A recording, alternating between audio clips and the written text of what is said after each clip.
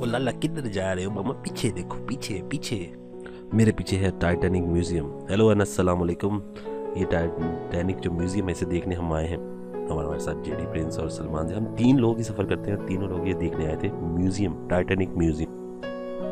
ये डिफरेंट सी जो बिल्डिंग नज़र आ रही है ये है टाइटैनिक म्यूजियम, और इसके साथ ही वो आगे जाके एक शिप भी खड़ी है। कहते हैं वो असल में टाइटैनिक की बाकियात हैं।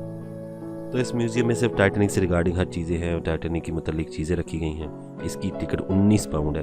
तो अगर आप जाएं और 19 पाउंड खर्च करना चाहें तो ज़रूर देखें। आगे हम आपको दिखाते हैं कि आगे क्या क्या है। जैसे कि हिस्ट्री में कहा गया था कि 107 साल पहले 1912 में दुनिया का सबसे बड़ा ताकतवर जहाज़ टाइटैनिक जब सफ़र पे निकला था और रास्ते में ही टकरा के इंग्लैंड में ही टकरा गया और इसमें बहुत से लोग मारे गए। तो ये पूरी हिस्ट्री टाइटैनिक से रिगार्डिंग ही इसमें है।